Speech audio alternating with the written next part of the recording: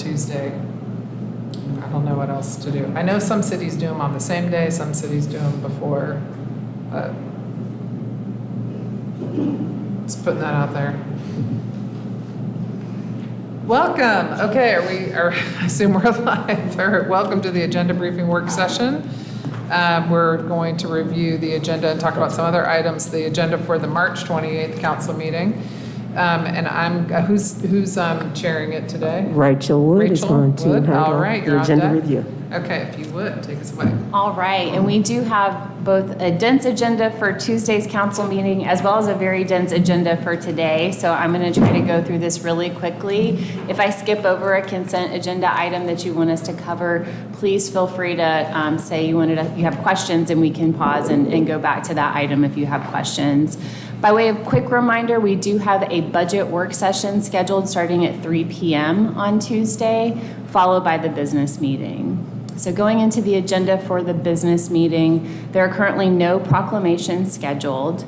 I'm going to jump under the consent agenda to item D. Item D is a $238,000 contract with Design Workshop, Inc. out of Raleigh, and this is for the preparation of the Parks and Recreation Comprehensive Plan. The last plan was updated in 2009, and this is going to help identify capital and operating improvement goals and will be critical with the development of future capital plans as well as a potential future bond package. Moving on to item G. Item G is an item that we talked a lot about during the FY23 budget development process. This is our Human Resource Information System. It's a contract with NeoGov, a 5-year contract for $1.3 million. Moving on to item H. H is a contract amendment with Responder Support Services to provide embedded behavioral health support to fire and police. The purpose of this item is to add $60,000 to the contract, so the total contract value will now be $456,000. And this contract amendment is needed because utilization for these services has increased, and these services are used both by employees as well as by their dependents. Item I is for the purchase of DNA analyzer system from Life Technologies Corporation. The total 3-year cost of these services is $213,000. The purchase will be funded with a combination of forfeiture funds and 2022 JAG grant funds. The use of forfeiture and JAG funds has been previously approved by the former Public Safety Committee as well as City Council. Given the dollar value and the nature of this purchase, a council resolution is required to authorize the purchase, even though the budget amendments were previously approved by council. If we could pause for a second on that, I do realize that the previous Public Safety Committee did approve that. But it wasn't unanimous. And my concerns remain that we extract resources from the most vulnerable neighborhoods that are vulnerable to violence and then aren't investing back in those neighborhoods for community safety. We have some opportunities, but we're limited in what council can do because we went through the equitable sharing program where we shared with the federal government. So I still have some questions that are the same as what I had before. Not that we shouldn't do the work, but how we do it and how we fund it. So just wanted to. And this is on which item on the consent agenda? Item I. Aye. Thank And you. what I did learn after that vote was that if we had chosen not to use the equitable sharing program, then those funds would have gone into our schools. Well, fines under the North Carolina Constitution all go to the school system. So to the extent they were fines, but not if they're seized assets. That's correct. Quickly on items J and K, these are both associated with the Stevens Lee project, which is a CDBG funded capital project. The project entails renovation of the shower and locker rooms, roof improvements, as well as sound mitigation between the multipurpose room and the basketball courts. J is for the construction contract, an estimated value of $600,000, and K is for additional design work to reflect the final project scope. There's a bunch of exciting capital projects on the consent agenda, and I think one question, this is rhetorical, but what kind of community input there has been around these projects and shaping them? I'm not asking for that information now, just sort of setting the stage for that. Item L is a series of speed limit reductions. I believe all of these speed limits are being reduced from 35 miles per hour. So Biltmore Avenue from Hilliard to Aston is being reduced to 20 miles per hour. The entirety of Lee Garden Lane and John Walker Avenue are being reduced to 15 miles per hour. Pruitt Street from Louisiana Avenue to Heron Avenue will be set at 20 miles per hour, and Deaverview Road from Patton to Piscaview Road will be set at 30 miles per hour. It's important to note that after council action, the speed limit changes do not go into effect until the signs are installed, and the Transportation Department is anticipating it'll take about 30 days to get those signs installed. Item M is authorization to apply for a $153,000 Job Access Reverse Commute Funding Grant provided through the MPO. Annually, the city applies for Job Access Reverse Commute funding to fund Route 170, which operates between downtown Asheville and the town of Black Mountain. This year, there's an additional $153,000 available, and the MPO invited the city to apply for this additional funding and suggested that we use the funding to help support operations of Route S3 that runs in South Asheville. Item N is another MPO transit grant for integrated mobility to fund a portion of the existing transit grant planning division personnel budget totaling $151,900. Item O is a really exciting item. This item, the city has been invited to participate in the Land of Sky Regional Council's application to the Western North Carolina Digital Opportunities Grant through Dogwood Health Trust. If awarded, the city will have public Wi-Fi available on all 33 of our buses. So this $184,000 grant will cover all the necessary equipment and then 5 years of software support licensure to support Wi-Fi on our buses. Thank you for highlighting that. I remember Sabra Raven was one of the first transit riders that was on the transit committee and brought this up in 2015.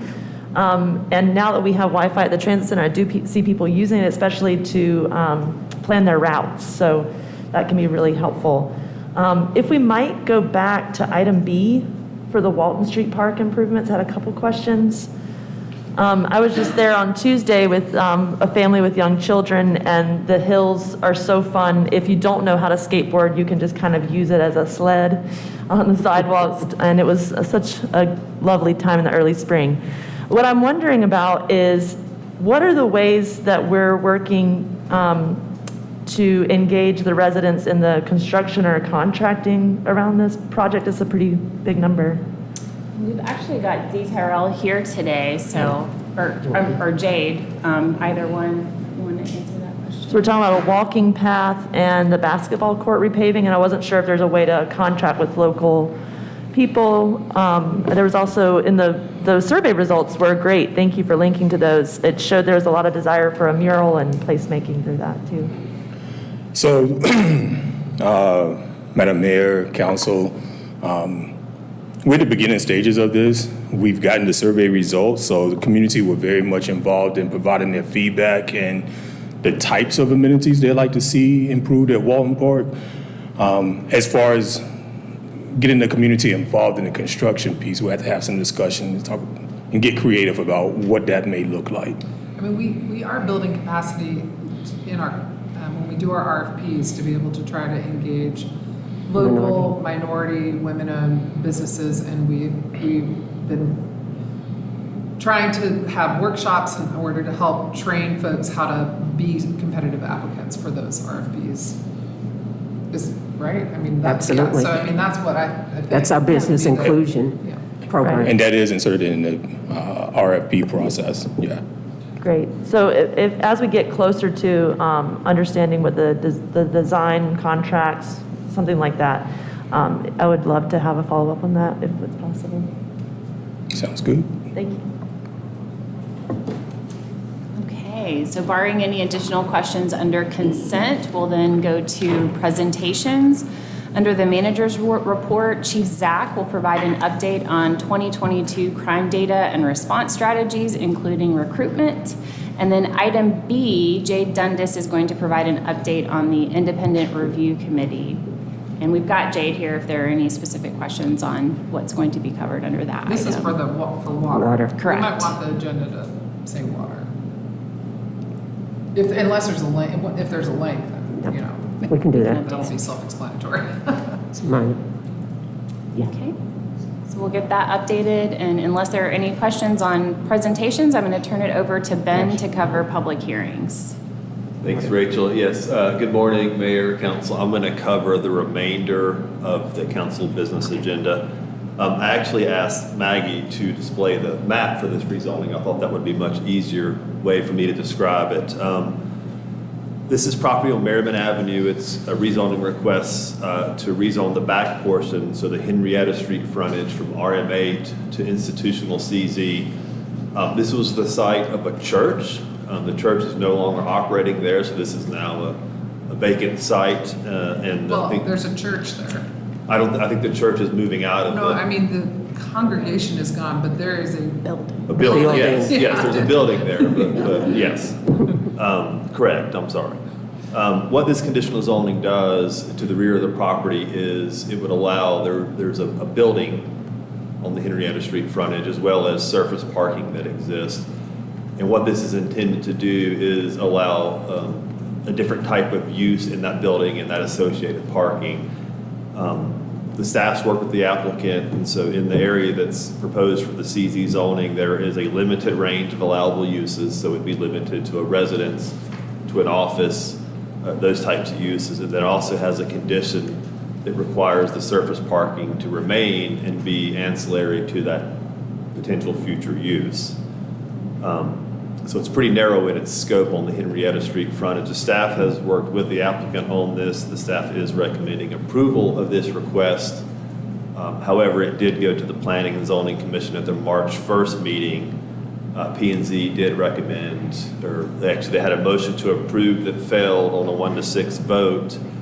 The P&Z's two primary concerns were first, the encroachment of the institutional zoning closer to the neighborhood, so that area you see that fronts the Henrietta Street frontage, that encroachment P&Z was concerned with, as well as the lack of a detailed site plan. And again, of course, because it's currently zoned, that back part is currently zoned residential. RM8, So they correct. didn't want to lose the residential Correct. zoned property. But I think what the staff has done with the applicant is try to make sure that the institutional CZ is very narrow in its scope. Parking Parking and the build, there's a building in that CZ portion as well. on the, that little back piece. Correct. Perhaps next time I'll show an aerial photograph Yeah. underneath. I was just trying to remember because I went back there this road, but into that back part. I'll pull it up. Of course, Will Palmquist will be at the business meeting to provide a much more detailed presentation on this. I have kind of like a bigger, like overarching question that there might not be an answer for right away. I know we're meant to look at just this lot and just these uses. However, I wonder, are we seeing a potential trend for looking for different ways to use buildings that were formerly used by communities of faith? And is there like a project lineup of other ways to use the buildings that this could set precedent for? Yes, it's interesting you asked that question, Councilwoman Roney, because I did talk to Will Palmquist this morning, and that is one of his observations is we are beginning to see institutional buildings or religious institutions that are starting to become available. And so I do think, much like we talked about shopping centers 20 years ago, I think a thing for planners to consider is the adaptive reuse of some of these institutional buildings that tend to be located in closer proximity to residential areas because of the nature of their use. So I know that's on the planning department's radar. I'm not sure they've done a deep dive on that, but I mean, they are aware of that trend that we're beginning to see. Because some of the folks I've talked to, they're looking for adaptive reuse purposes, are noticing that there are code restrictions that make it so you can't use the building for a school, but you could use it for like a Montessori or childcare, or maybe not. So I'm not sure if it's possible for us to look at like a bigger picture at some point, but I know we're meant to look at this one, and I wonder if it's precedent Yeah, setting. I appreciate that comment. We'll make a note and talk to the planning department. I see Steph Monson-Dahl is here today as well, so she's taking all this in as we talk through it. And, there was a failed attempt a few years ago, well, a few now, what, maybe 2007, 6, to do a corridor zoning for Merriman that just, so that might have been addressed. Just, not just the overall concept of adaptive reuse of these spaces, but this site in particular. It looks like there's, there might be a building in the. I think the building that was there at one point was maybe used as a house. On Is the that bottom correct? edge, the rest of It's it's. a little bungalow, okay, yeah.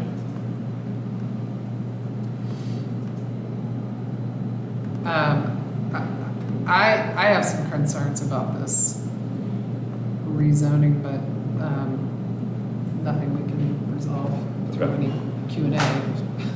Some concerns about this.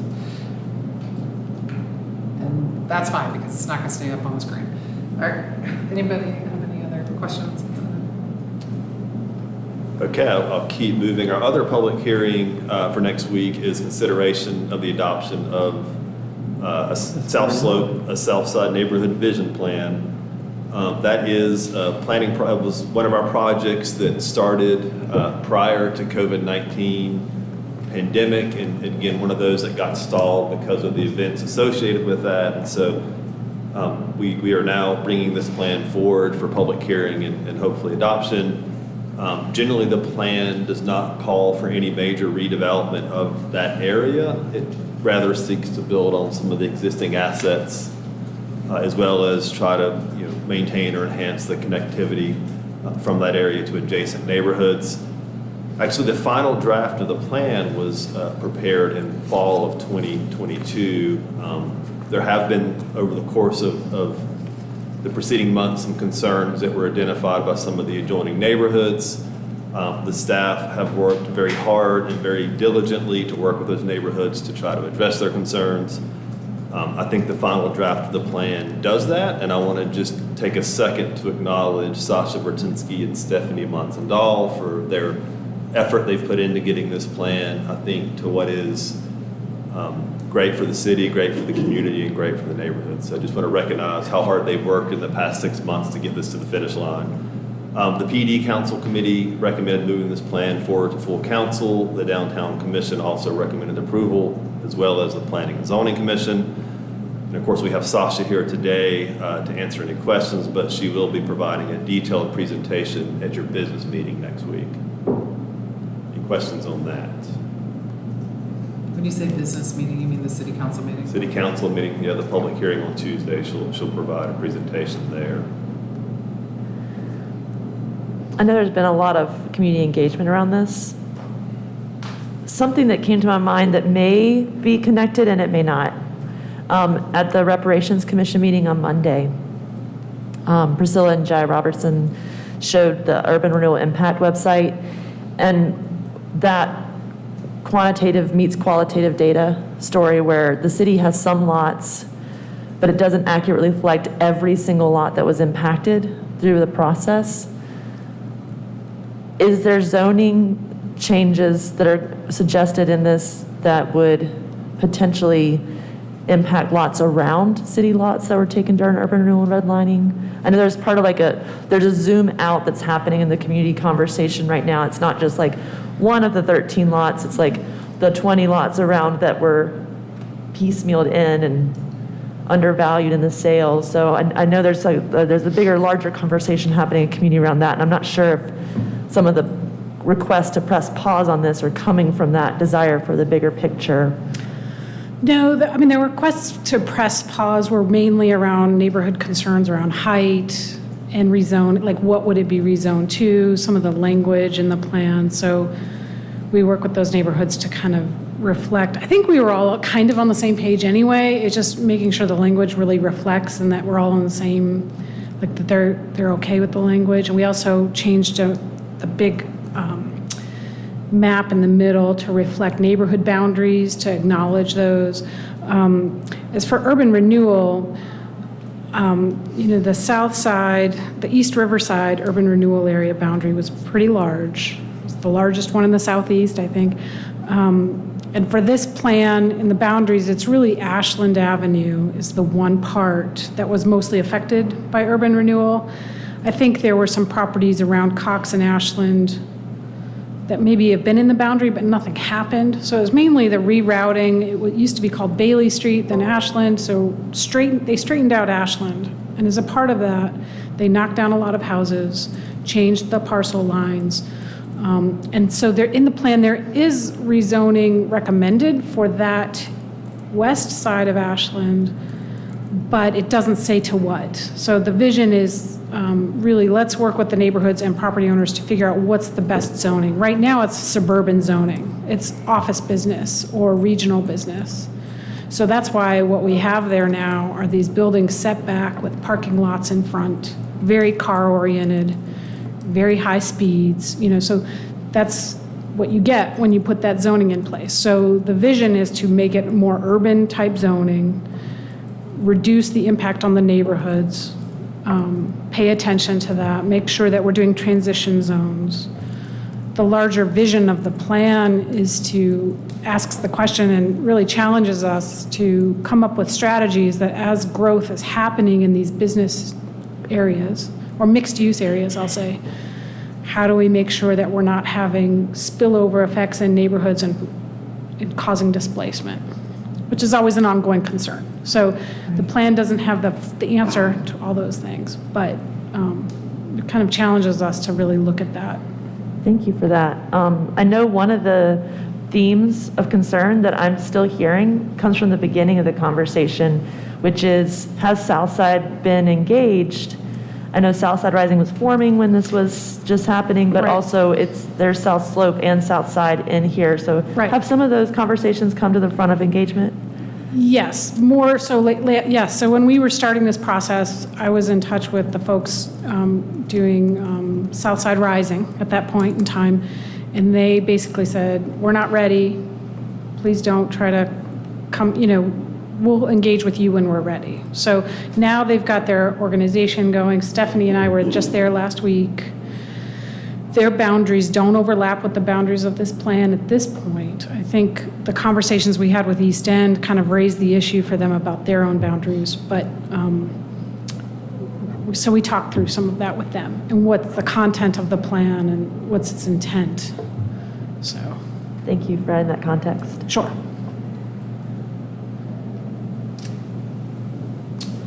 Okay, thank you.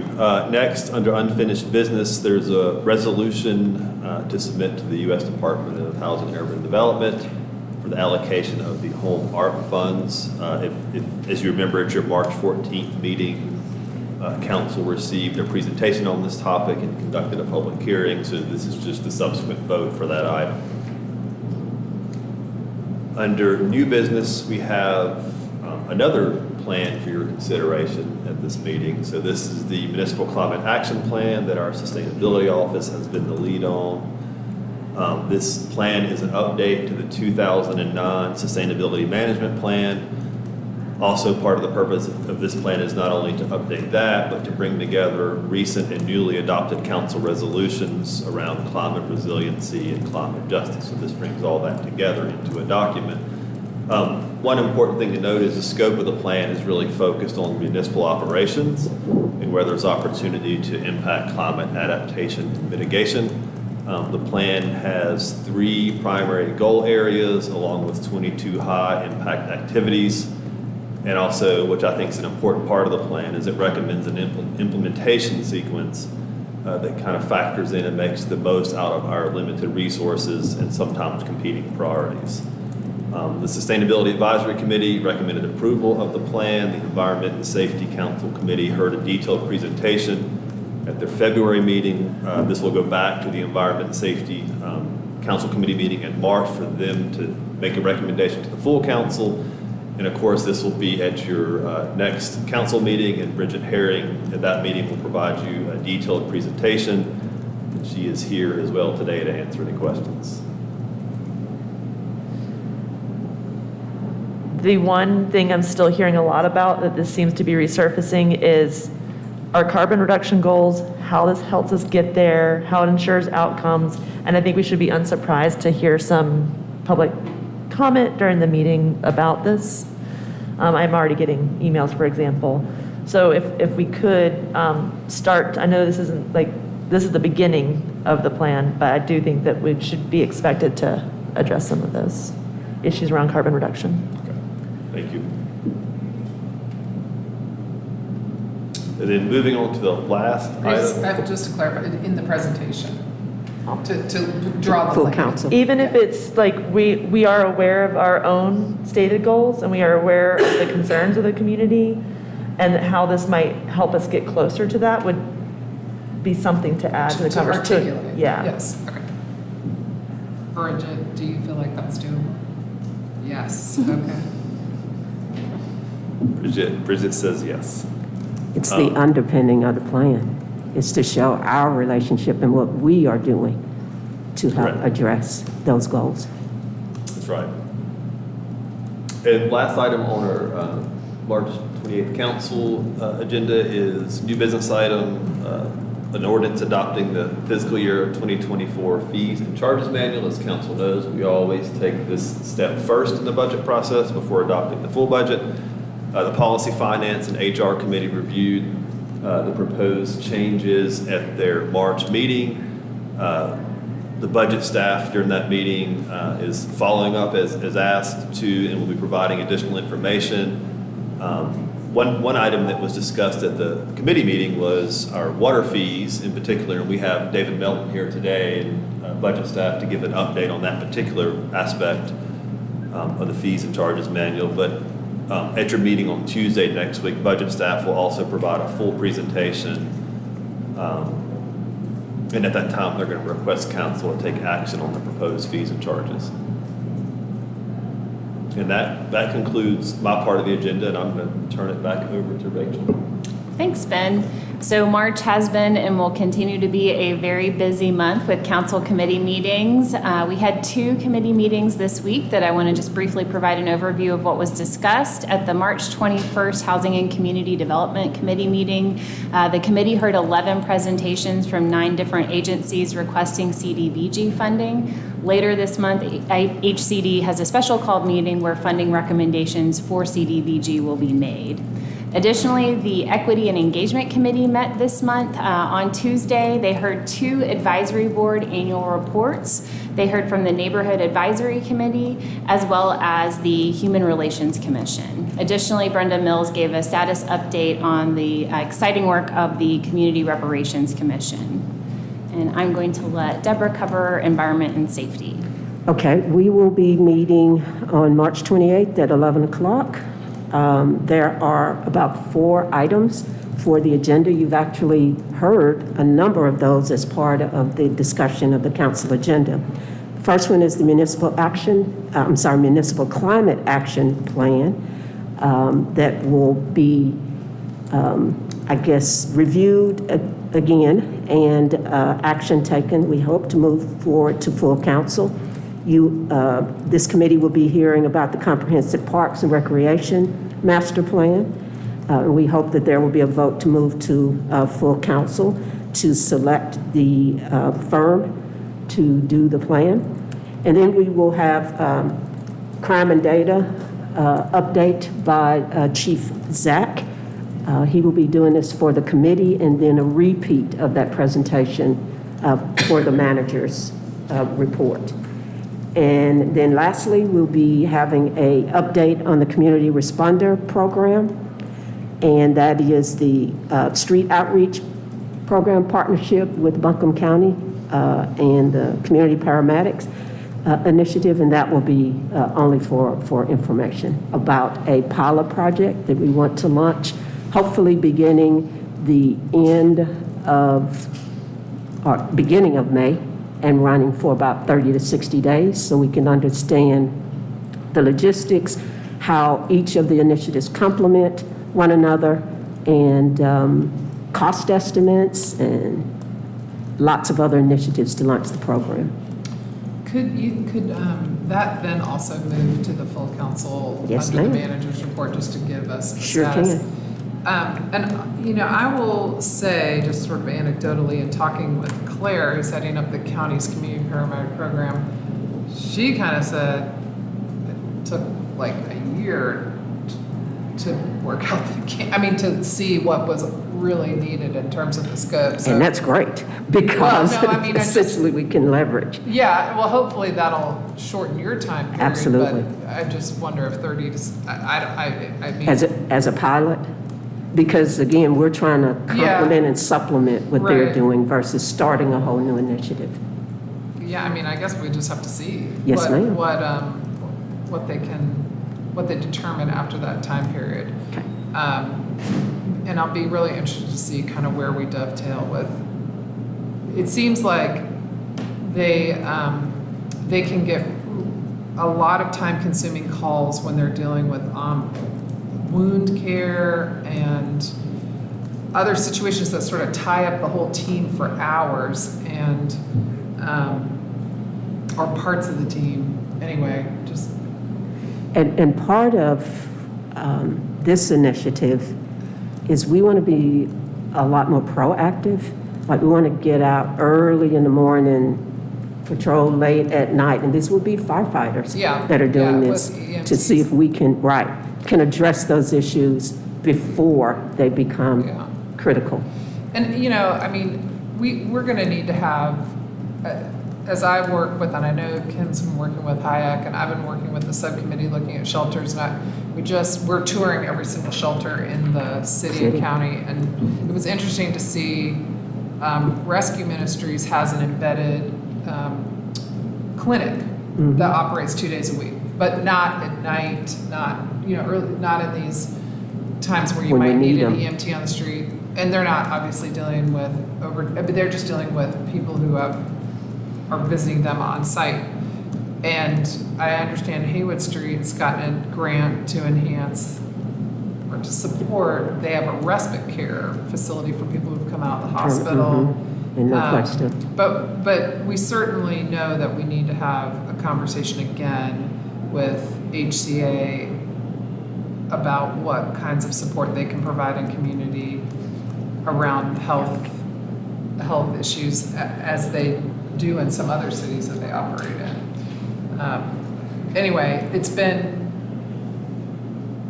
clarifying, but also establishes for me how complex the web is, and trying to get all these providers aware of each other, aware of what they do, when they do it, who they serve, and coordinate that is monumental. It's monumental. I agree. I think the web being really complicated is why people are falling through the net.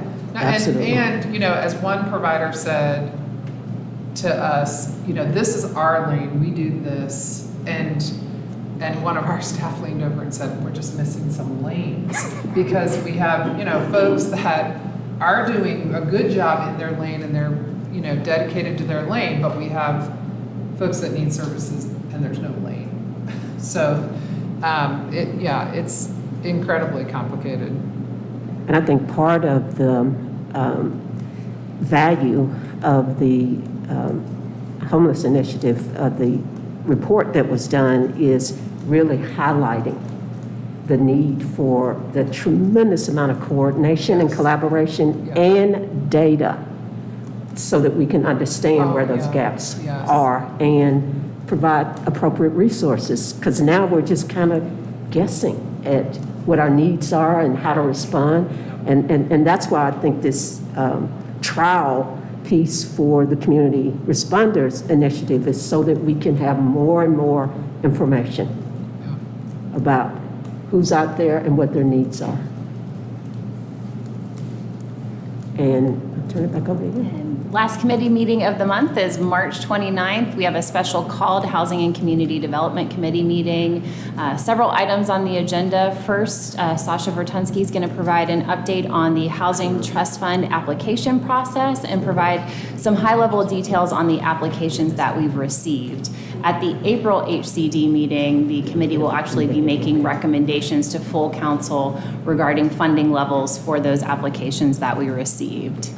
This is also the meeting where the HCD committee will be making CDBG funding recommendations, and the committee is being asked to make recommendations for the remaining $90,600 in CDBG COVID dollars that we have available. Moving on to the 8-week agenda. We're going to have a theme of pretty big and dense council agendas throughout the spring. So I'll just highlight a couple of items. April 11th, we've got a really exciting grant application to the Mellon Foundation. Kudos to Steph Monsendahl for her work on that. This is for the Pack Square. I guess this would be for the improvements that will be recommended as a result of the vision process there. April 25th, also have a lot currently planned for the agenda. I know we're going to have several other items added, but we're looking at the Phase 2 Memorial Stadium and Mountainside Park improvements and several public hearings on conditional zonings. Also, this will be where the Housing Trust Fund allocations will be approved by the City Council. And then May 9th, of course, is the city manager's recommended budget presentation. This is also when the CDBG action plan submissions will be approved and then subsequently submitted to HUD. Okay, so moving on to other issues, we're actually going to reorder the agenda just because we do have some special guests in the audience today. So I'm actually going to ask Nikki Reed if she can come up to speak to Hunt Hill, and then we can, of course, have questions answered by both Nikki as well as our special guest today. Great, thank you. Nikki Reed, Community Economic Development. I wanted to share just an update on the city-owned real estate at 3 Hunt Hill Place. So you'll know this property is located adjacent to Mountainside Park, Memorial Stadium, and it was previously occupied by the Asheville Parks and Recreation Asset Management Division. So in thinking about this property, North Carolina general statutes allow cities to convey property at no cost for community development purposes. And so with that frame in mind, we actually have received a proposal that is slated to come before council in April to consider donating the property to a nonprofit organization to operate the My Daddy Taught Me That programs. And these programs provide youth with college readiness, mentorship, career training, enrichment opportunities, and really are focused on the needs and opportunities that are most relevant to youth of low moderate income. So that meets that community development purpose that I referenced. So legal staff, Brad is now working on the needed deeds and the restrictive covenants to really accompany the use of the property for the community development purpose. It will come before the HCD, Housing and Community Development Committee, on April 18th, and then we are scheduled to come before City Council on April 25th. I do want to recognize that Keenan Lake and Stephen Smith are here from the nonprofit that is putting this proposal forward, and with that, we'll take any questions. So would it be a transfer of the property or a lease? It would be a donation, so a full fee simple conveyance to the nonprofit so that they can fully take ownership, do the needed fundraising for improvements. It also limits the city's ongoing maintenance requirements and things like that. So really a clean transfer accompanied by deed restrictions to ensure that that use is protected long-term for community development. And what about the, I don't know what there's a parking lot next to it, it looks like. We have been working on surveys for the past several weeks. Jade's team has actually been helping us to really delineate the appropriate property boundaries there so that we can maintain some of that parking to be used by the tourists, and then also to provide overflow for the nonprofit team when those parking spaces are not in use. That survey will be made available for council the night of the meeting. I think we're still working out some of those easements just to make sure that that parking issue is resolved.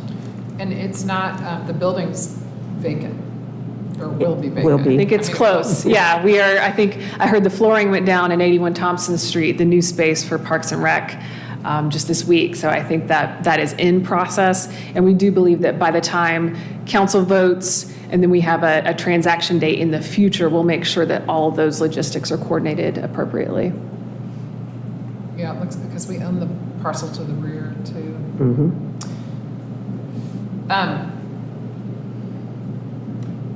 I think this sounds great. I'm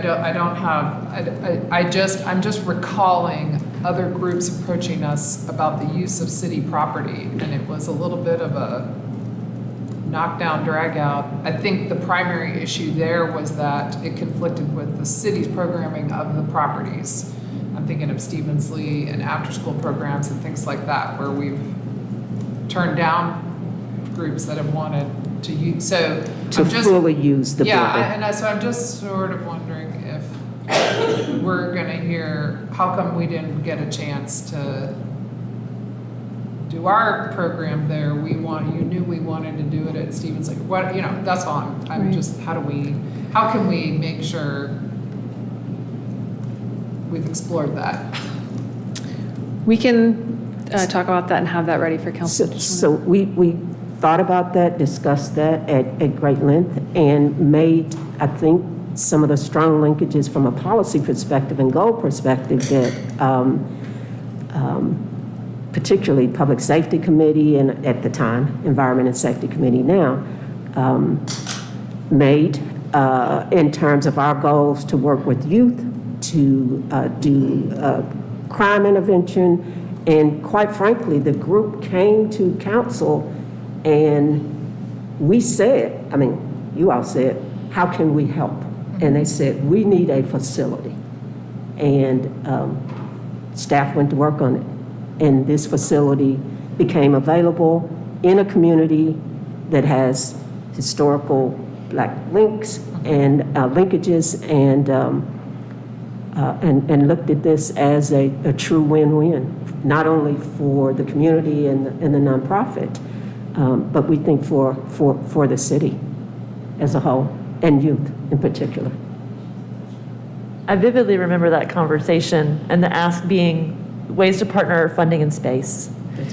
And I think it's simultaneously true that we need to partner on those things. That's the way that we can partner. And also true that there's scarcity perpetuated in our community and that there's more need and we have a longer way to go. We do. Great. Okay, thank you. When would we be voting on this? The 25th. Transfer? April 25th. April, okay, not till, all right. And it'll go to a committee before coming to full council.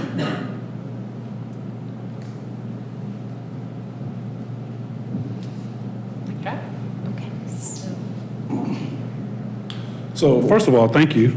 Thank everybody. To piggyback off what was said, in 2020, I was just trying to. Did you ask a question? No, I didn't ask a question. But you guys were invited to come, but I didn't know we took comment from anybody. Oh, during excuse these me. work sessions. No. But but maybe that was to answer a question, if a question. Yeah, it was just, right. Yeah. If there was a question. You are they going to be would- able to give this presentation. I can have a couple seat. of times. Yeah. I can have a seat. Thank you. Thank you for being here. Yes, we appreciate, but it'll go to, how many committees? One? I guess I do have one question that might be able to be answered before we get to the council level, and that is the conversation that we had today about parking and capacity for the programming. Is there anything that we're missing in being able to use the space with the conversation we're having? Actually, no, I think the team has done a wonderful job of allowing us to know step by step what's happening and what's readily available. And so we have already covered those bases. And so, yes, ma'am. Thank you. And the plan is to have this item first vetted by the Housing and Community Development Committee at their meeting in April, subsequently voted on by full city council. I'm next going to invite David Melton up to make a presentation on water user fees.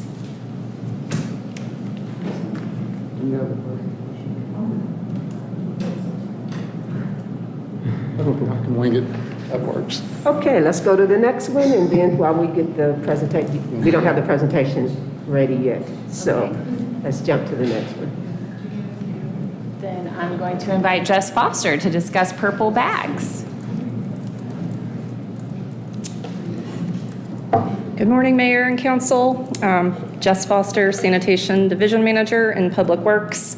I am just here to give you a quick update on a pilot interim program that we're calling the Purple Bag Program. And so the goals of this program are, one, to provide our unsheltered community members with a waste disposal option, and two, to help reduce litter that we're seeing in our community. We're doing what Seattle's doing. Yes, Good. some form of what Seattle is doing. Right, okay. We are doing a temporary, we're calling it pilot interim program, because right now HIAC and the Outreach and Encampment Response Group is working on more robust encampment response solutions and service provision. This is a program that we can start this afternoon with very little resources, and will hopefully have an impact. So basically, the way it's going to work is city staff who are regularly interacting with unhoused individuals during the course of their daily work, as well as our outreach providers that we partner with, as they meet people or they go into encampments, they're able to offer these bags to folks and say, hey, if you put your trash in here, just collect it, put it out to be tie it up, put it out to be collected. And then when city staff like sanitation, streets, our Parks and Recs team, as we see those bags out, we will collect them. Or if you see them and notice that they need to be collected, just shoot us an Asheville app or a message and we will collect it. So we did take this to HIAC, to the Outreach and Encampment Response Group, and talk to them about that. There's, community outreach providers, city and county staff, and community members there. They're all very supportive of it. And again, I'm just reiterating that this is an interim approach to do something immediately while we work on a more robust solution to these issues. Why purple bags? So you mentioned that other municipalities are doing it. Also, we do have unhoused community members who may store their personal belongings in black trash bags. And so this helps us to, identify that is trash and we should take it. And so we can be a little more careful, make sure we're not taking someone's personal belongings. And while we certainly encounter biohazards or sharps throughout our community, and while not all encampment trash is a biohazard, there is some potential for that material to end up in these bags, so it alerts our employees and staff to just take extra care with the bags when we're disposing of them. I think that covers it. We'll continue to collaborate with HIAC on better solutions, but like I said, this is one we can start today. Does this need to come to council for a vote, or you all can just move ahead with this? We are hoping to just move ahead with this. I wouldn't imagine it would. And what's the timing on the moving ahead? I am prepared to distribute some purple bags this afternoon when I go into the field. It's ASAP, okay, all right. Mayor, we just didn't want you all to see a bunch of purple bags and not have any and I assume clue. we'll do some kind of a press release around this so the Absolutely, community we will. understands the program.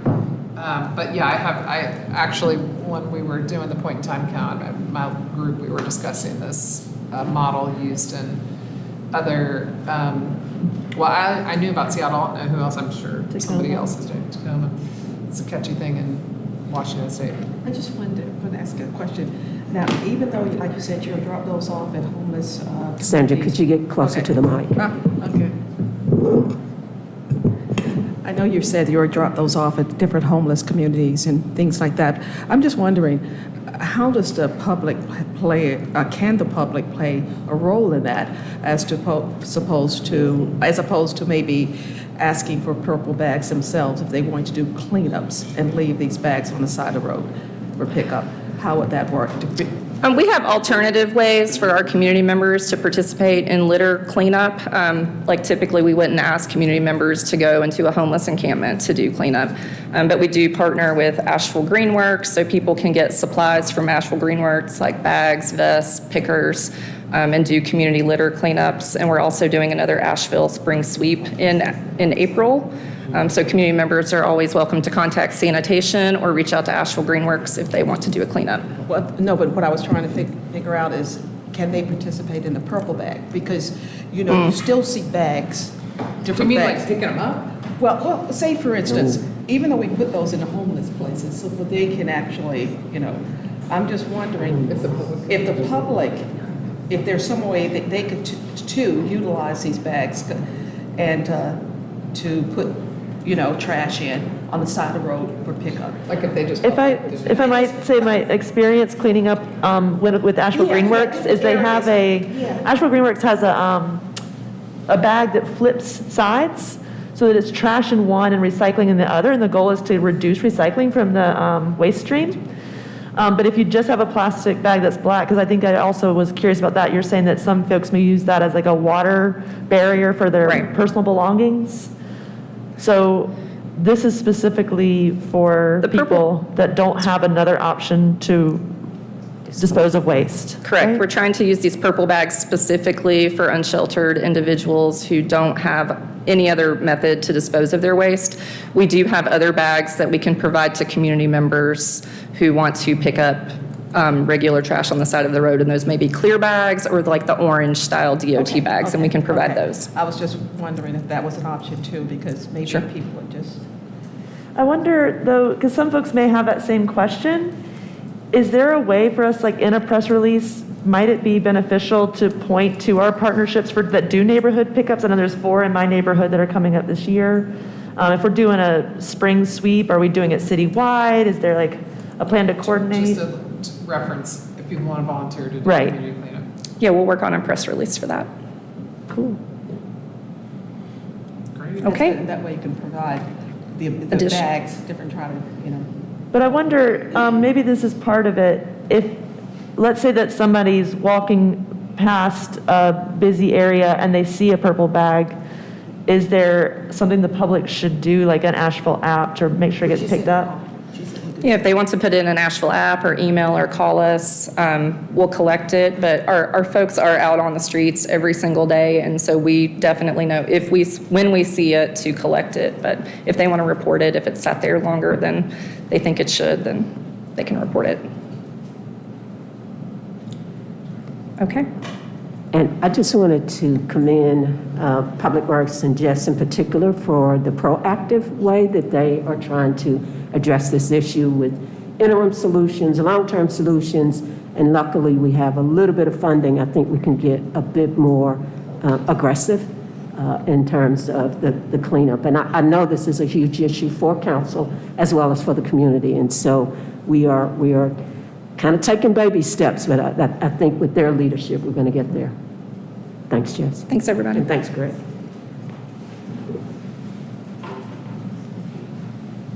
Okay, I am going to re-invite Mr. David Milton up to present on water user fees. Good morning. With the full support of the Budget Division, we wanted to provide some follow-up information from questions and comments that came from the Policy, Finance, and HR Committee related to some water fees. The key takeaways is a variety of volumetric rate structures are used by water systems in the state. Asheville's rate structure is most similar to Hendersonville and High Point. Actual customer costs are highly competitive and affordable to like systems. And the cost of service survey is underway and should provide a more thorough assessment of the rate structure. And if any changes are recommended, they will be considered for fiscal year 25. We reviewed rate structures for 12 other water systems in North Carolina and South Carolina. And we'll look for the following information: tiered versus flat rates, differential rates by customer class or geography, and an organization of tiered or differential rates, who, what, usage gets discounted. And this is a slide, and this information is meant to compare rate structures and how the rates differentiated between customer types. And it's not meant to compare actual customer cost, as the volume of water per tier varies significantly per system, as you can see here. And we compared Asheville's on the left side of the column. We compared to Cary, Charlotte, Durham, Fayetteville, Greensboro, Hendersonville, High Point, Raleigh, and our proposed rates for this coming fiscal year 24 is in the right-hand column. Hold on, don't move it yet. I'm sorry? Don't move it yet. Are you going to flip it to the next column? It's a lot of information. We're going to stay here for a minute. Cary's non-residential rate also includes the multifamily multiple unit dwellings. The staff also researched rate structures for Concord, Wilmington, which is Cape Fear Public Utility, Winston-Salem, Forsyth County, and Greenville, South Carolina. And these systems do not differentiate volumetric rates based on customer type. The following systems charge differential rates to inside limits and outside limits, which could be inside city limits, county boundaries, and those type things. Those include Cary, Durham, Fayetteville, Greensboro, Greenville, South Carolina, Hendersonville, High Point, Raleigh, and Winston-Salem, Forsyth counties. And the rates in this chart reflect inside limits where applicable.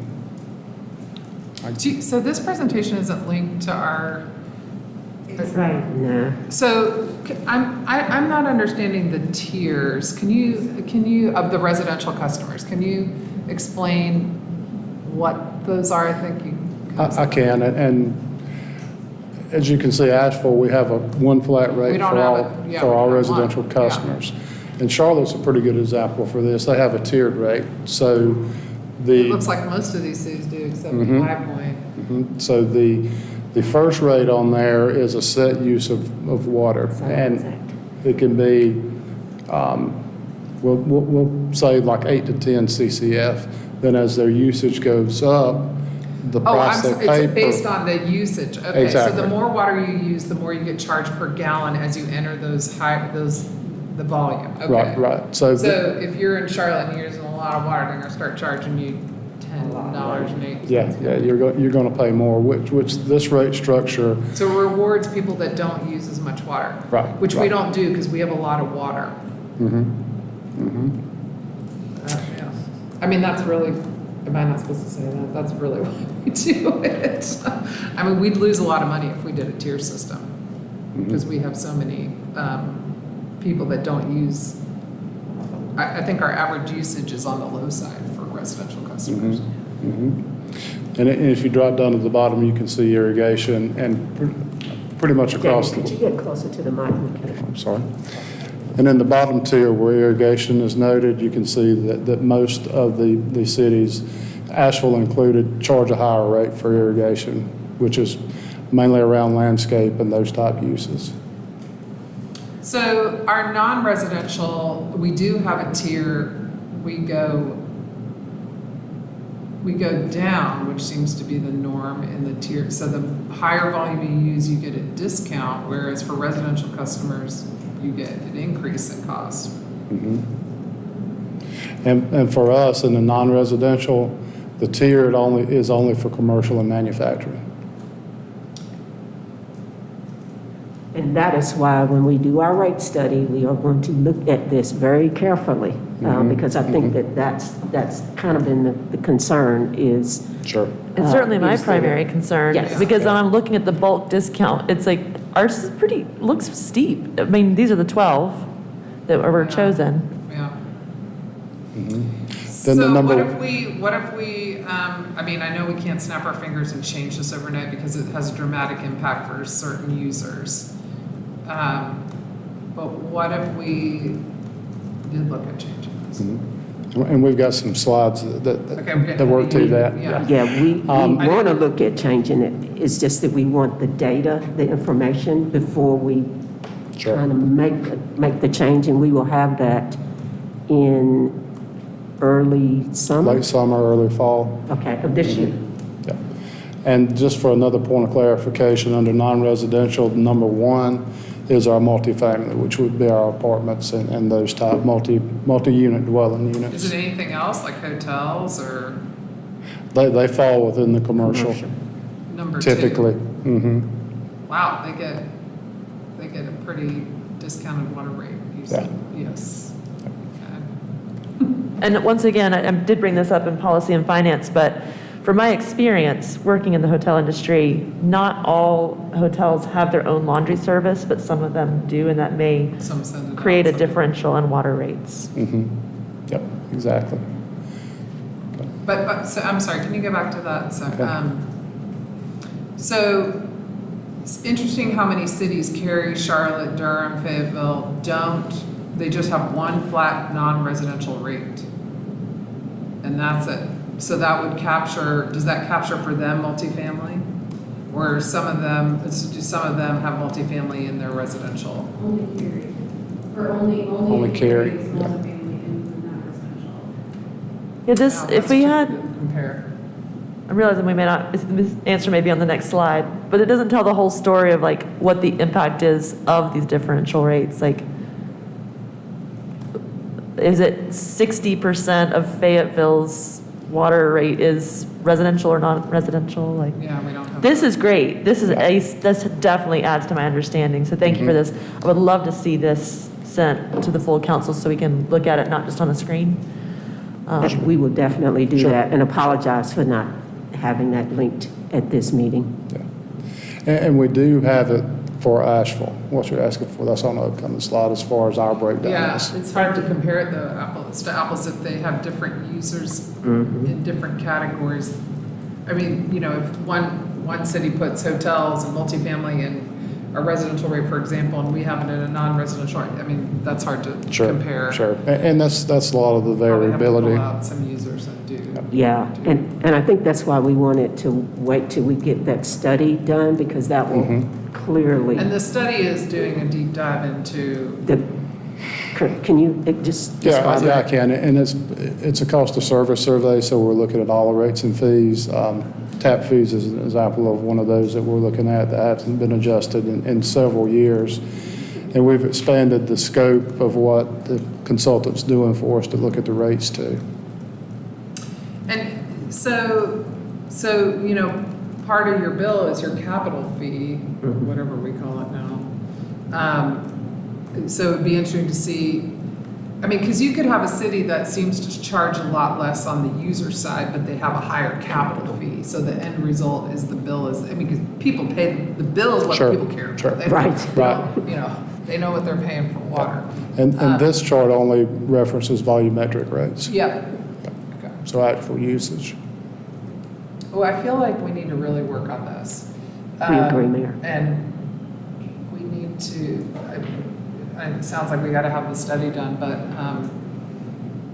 it would be appropriate for finance to really work this through once it's time to get in there and. And it's actually timely, because we initiated the study at the beginning of this fiscal year, and now we're almost concluding. Right. And then we'll have this information for the FY25 budget process, and we will definitely be looking at some modifications.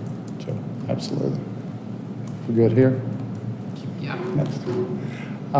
So the results, most peer systems have differential on tiered rate structures that charge a lower initial rate to residential customers, increase rates for higher usage, charge a higher irrigation differential than we do here in Asheville.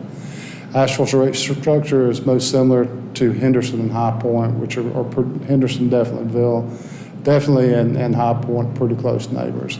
We charge lower rates for non-residential usage and decrease rates or costs for higher users. In the commercial. And the results continue. 9 out of 10 benchmark systems charge a higher rate to customers outside of geographical limits, like I was speaking about earlier, city limits, county boundaries, those kind of things, than customers in the inside limit. Of course, Asheville's not permitted to charge this type of differential rate, and it's due to the Sullivan Acts, which I'll point out the Sullivan Acts only apply to Asheville. wait, can you go back to that? Sorry, I didn't have these slides in advance. I'm just absorbing the curiosity. Charge a higher rate to customers, so that would be both residential and commercial? Okay, thank you. Yep.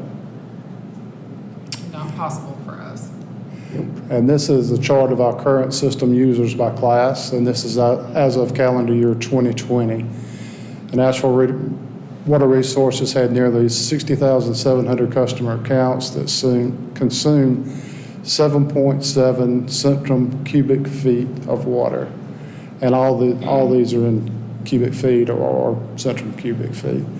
So you can see the breakdown. Single-family residential is the bulk of our customer base, with a little over 53,000, about 53,500. Multifamily makes up just under 2,000. Commercial is just under 5. We have 11 manufacturing accounts, and those can be one manufacturing plant can have more than one meter. So this is actually meter counts here that we're looking at as far as accounts. 717 irrigation accounts and 8 wholesale accounts. Now we have 3 wholesale customers, and some of those have multiple meters. Biltmore Forest, for example, has three delivery meters there. I have 2 questions about this. Okay. One, the wholesale accounts, do they have some sort of contract? There's a wholesale agreement with each wholesale customer. It's Biltmore Forest, don't we have Black Mountain, Woodfin? Black Mountain and Woodfin, that's the other 2. And so the wholesale category is those 3 municipalities with That's right. multiple they have Multiple meters, yes. That's So the 8 is 3, but they're really, broken up for the yeah, most it's part. hard. And I think we're Biltmore Forest primary, but maybe Woodfin and Black Mountain have another source and we're backup or supplementary or something. I don't know. Yes. So- Woodfin has a water treatment plant, and Black Mountain still uses some of their well sources. One of the things that this is really helpful too. One of the things that I think the conversation around why smart or strong town development is so important is that with the multifamily residential, you can serve a lot of people with less infrastructure, not just the upfront cost, but the long-term cost of maintenance. So where would someone that's just like reviewing this information with us, water was a lot of attention at the end of the year and the beginning of the year, right? Where would someone see this breakout, but going back to like the earlier slides, multifamily residential, as far as the rate? As far as the rate, ours would be in the chart. It was under non-resident, or under the Non-residential non-residential. multifamily? But it was the first one, number 1 on there. Got it, thank you. And the multifamily residential for us carries a flat rate as well. So this is that part of that underground infrastructure that, doesn't get attention until it's failing. But when we allow like sprawl to happen, that means we have to move people farther away. So it's not just the stuff we see above ground, like housing, tree canopy, transit service. It's also these water lines that have to be maintained for the long haul. Sure. We have just under 1,800 miles of water lines, so. Got it, thanks. As far as next steps, we mentioned earlier the cost of service survey that's underway. We hope to have that completed by early fall, and we'll include recommendations on structure of the rate model in FY25. Part of the plan is when it's completed and ready, is we plan to come back to the Policy, Finance, and HR Committee with a consultant to do a presentation, hopefully late fall, to help share those findings. For now, we recommend approving the proposed fees for FY24 to cover existing operations and planned enhancements. Again, the key takeaways from this is a variety of volumetric rate structures are used by water systems in the state. Asheville's rate structure is most similar to Hendersonville and High Point. Actual customer costs are highly competitive and affordable compared to like systems. And the cost of service survey is underway and should provide a more thorough assessment of the rate structure, and any changes recommended will be considered for the next fiscal year, which is FY25. And with that, I'll be happy to try to answer any more questions you may have.